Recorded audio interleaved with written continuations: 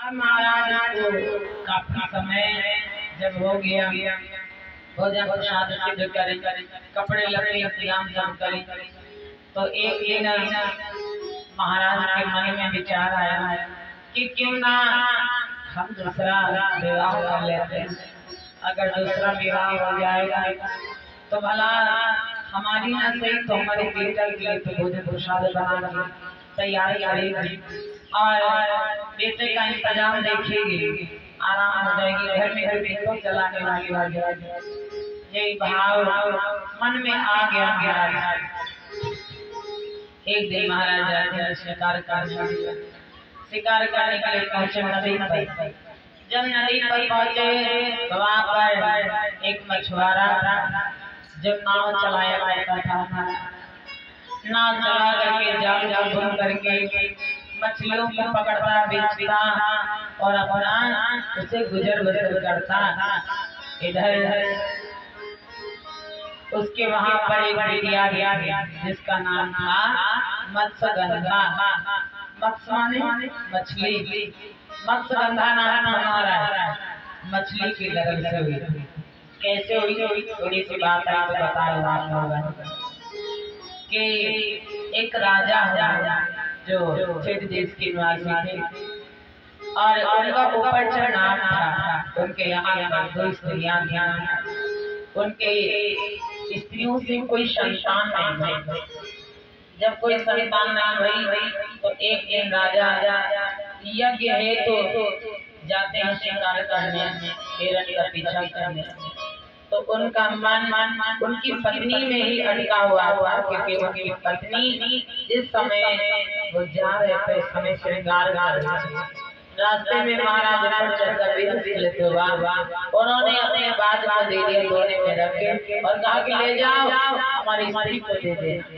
बाजो दोना लेके उड़ा है तो इतने में रास्ते में चील मिल गई।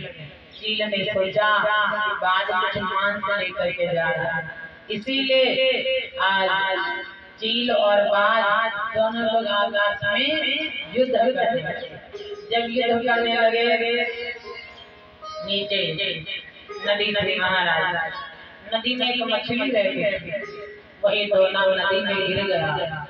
वीर जल में स्खलित हुआ और जब जल में स्खलित हुआ तो मछली ने उस वीर को ग्रहण कर लिया। अब मछली गर्भवती हो गई, मछली गर्भवती हो गई। मछुआरा उस मछली को पकड़ करके महाराज ऊपर चढ़ के दरबार में जाता है और जब वहां गया उसने कहा महाराज एक मछली मिली नदी में, इसका पेट कुछ विशाल है, इसकी आकृति कुछ विशाल है। महाराज ने आदेश दिया इसके पेट को इस प्रकार का चीर दो, इसके पेट के अंदर जो भी चीज हो उसे खरोंच नहीं आना चाहिए।